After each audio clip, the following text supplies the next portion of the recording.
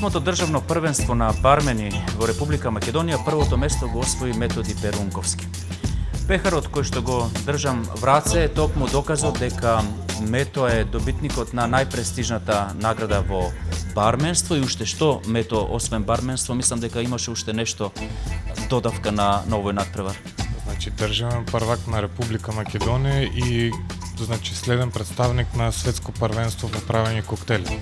Така, во мојата лева рака држам уште еден медал, тоа е медалот од 2011 година. Ќе ми кажеш што е, значи зашто се однесува? Значи 2011 бев представник на светско првенство во Полска Варшава, каде што бев представник на Република Македонија меѓу 67 држави земји. И таму освоив трето место бронза во автор-динар категорија. За прв пат во Асоциацијата Сдруженијето на бармени на Република Македонија остваривме добар резултат, кој што се надевам дека оваа година ќе го повториме. Сакам да прашам дали си единствениот во Македонија кој што имаш вакви значителни резултати и успеси? Да не испадна дека се фалам, ама да. Да, првиот сум кој што има постигнано доста значајни резултати. И во моментов сум еден од најнаградуваните бармени во Македонија. Сакам да подсетам, предпоставувам дека тоа е тоа, меѓутоа ти ќе ми потврдиш дали е така. Во 2011 година ми се чини дека правевме повторна емисија, односно разговор со тебе во рамките токму на емисијата од станица до граница. Тогаш беше представник од Фламинго или самостојно? Тогаш бех како представник на Казино Фламинго. На Казино Фламинго. Да. Оваа година самостојно. Оваа година самостојно. Што е потребно да се биде добар бармен? Значи, како Мето научи да, не знам кој термин да го употребам, ајде во наводници манипулира со пијалаците, значи да ги меша и да прави коктели? Значи, потребно е доста познавање, како пред се, значи, за правење на коктели е основа миксологијата на пијалоци. Значи мора да биде запознаен кои со кои пијалоци одговараат, што може да се прави со нив и сето тоа. Исто така да кажеме, тоа е еден вид на професионална надградба на самиот човек, доколку не се едуцираш и нема да познаваш ништо. Така да се во самостојната надградба на човекот. Како Мето учи, од каде Мето учи? Па во денешно време е лесно да се учи. Значи имаме интернет, имаме доста списанија, доста магазини кои што се достапни во Македонија и значи од секаде подел да собереш е доста. Има, значи, како што каже и на интернет доволно информации, меѓутоа во овој однос колку сме ние блиску до светот. Твоето искуство и твоите награди кажуваат дека можеме, значи, да бидеме во некое рамниште, меѓутоа какво е барменството во светот? Значи, како можеби професија, како некоја категорија, како се движи, како сето тоа функционира? Значи, секаде на страна барменството е професија која што се цени. Само да кажеме ние и кај нас имаме во Македонија доста добри бармени, само што проблемот е дека не се цени таа професија.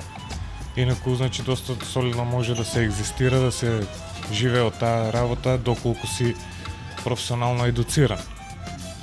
Доколку се занимаваш само како одскочна даска бармен, тогаш не верувам дека ќе постигнеш никакви резултати. Мето, од каде е оваа љубов кон барменството? Па од каде љубовта? Љубовта постои од секогаш како бармен, заради тоа што значи предходно имам работено по градските локали и еве 10 години професионално се бавам како бармен. Значи љубовта постои заради тоа што секогаш си во комуникација со луѓе, секогаш си со дружење. Значи имаше и среќни и несреќни ситуации, али секогаш пробуваш да го извлечеш среќниот завршеток на една приказна. Заради тоа што кога ќе ти дојде гостин на шанка, може да дојде или расположен или нерасположен. Тогаш работата на барменот е доколку имаш нерасположен гостин да го расположиш. Значи комуникацијата со него да го развеселиш, муабет, сите тие работи придонесуваат за еден бармен да биде бармен. Неодамна и јас ти бев гостин на некој начин на едно место, тоа мора да го кажеме, да го признам, и додека така се седевме, на Мето му текна да ни направи еден коктел. можне специфичен, меѓутоа и можне вкусен. Дали денеска можеш додека еве оди овој разговор да демонстрираш нешто? Јас ќе те оставам некоја минута тоа да го направиш ако може и нормално ќе разговараме. Ќе ви демонстрирам сепак нешто мое, само што се уште нема име. Тоа ми е припрема за некој нареден надпревар. Заради тоа што оригинал рецептурата која што победив, за жал не можам да ви ја припремам денеска на државно првенство, така да ќе ви презентирам нешто мое. Сега доколку сте расположени. Значи секојаш кога се работи со професионално, секојаш се ставува прво мраз во чашата, се остава да се лади. Значи да биде естетски полуво, секојаш се зема барска лажица, се разладува побрзо. Значи се става мраз во Бостон чаша, ова е шейкер чаша. И после тоа почнуваме со алкохолните пијалаци.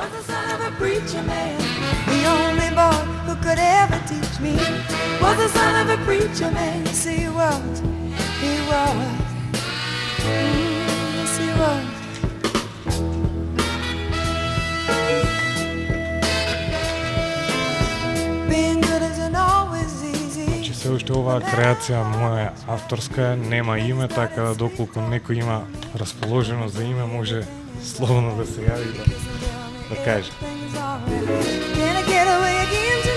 Нашиот камерман ќе каже.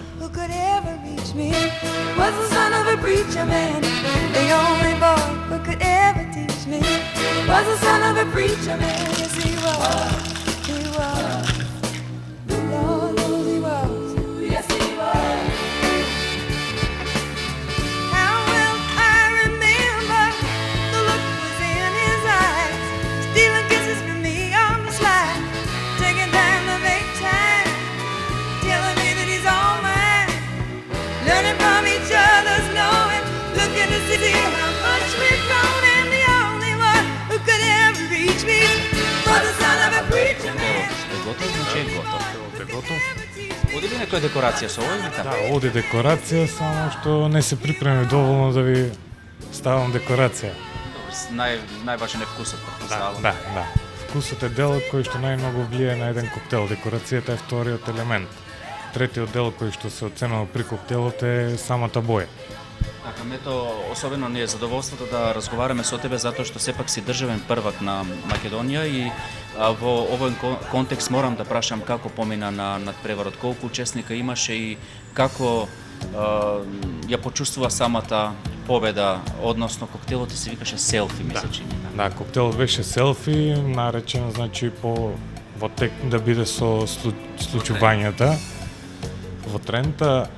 Доста изненадувачки беше оваа година, имаше 18 учесници, за чудо некоја. Многу. Да, и просто бев изненаден кога освоив прво место, заради тоа што не ни се надевав дека мојот коктел ќе најде на толку добро оценување. И бев доста изненаден и како претходен првак не очекував дека повторно ќе одам претставник на светско. Рече дека имаше 18 учесника, од кои градови, односно колку градови? Од цела Македонија претежно, значи од Скопје, од Струга, Охрид, Битола имаше, Кавадарци, Струмица. Кој е принципот на оценување? Претпоставувам дека оценуваат се од подготовка до конзумација и така натаму. Значи начинот на оценување е доста исто како значи да си професионален бармен. Се започнува со спремање на декорациите, каде што имаше 10 минути за спремање на 2 декорации. Таму има техничко жири кој што оценува како ги работиш декорациите, дали прекорачува со време или не. Потоа значи почнува самиот надпревар каде што се представуваш со авторски коктел.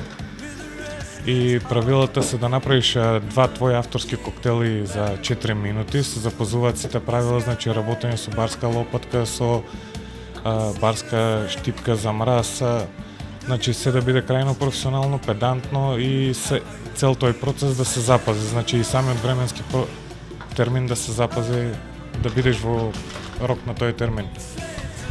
Би сакал да прашам како се подготвуваш за светското првенство, кога ќе се одржи, Дали се плашиш, може би? Не си пръв пат, нели?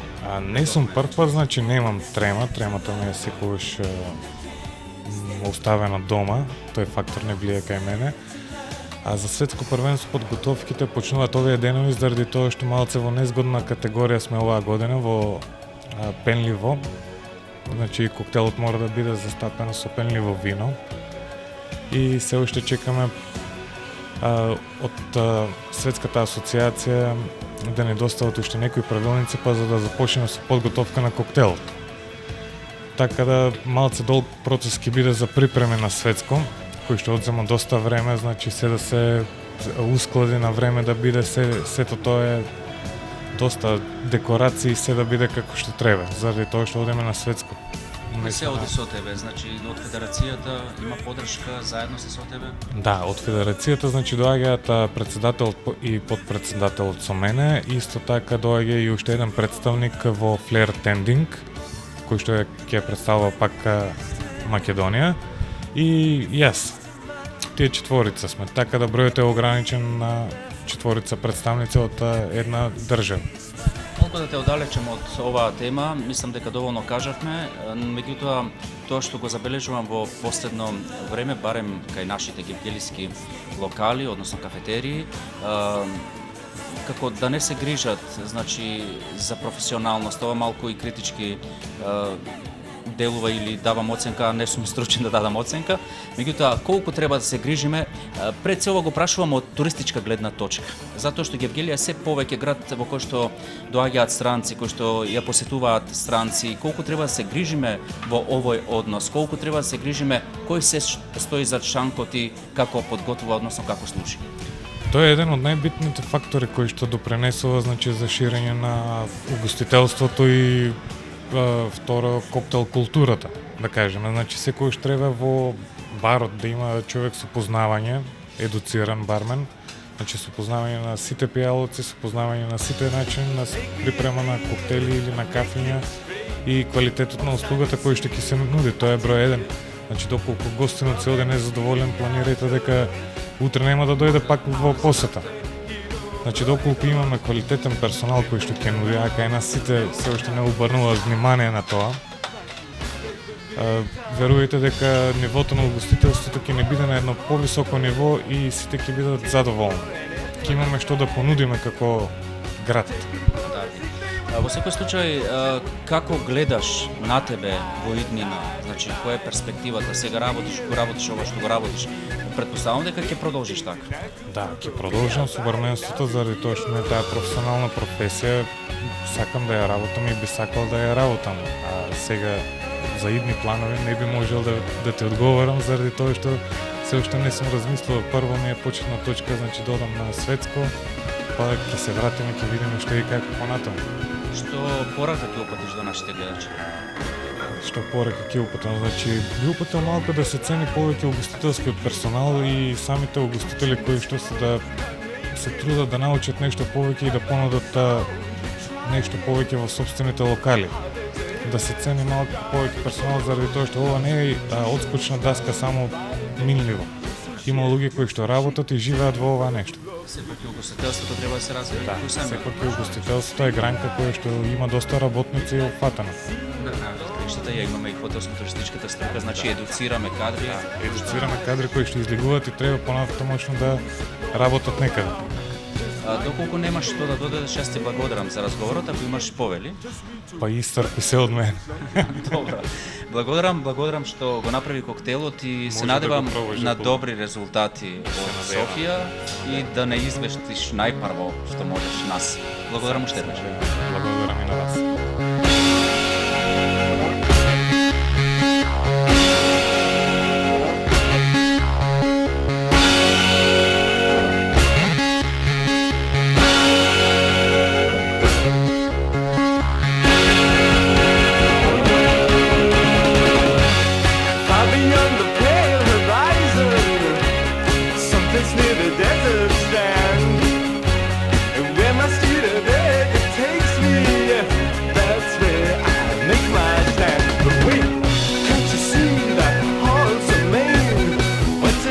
Virginia plain.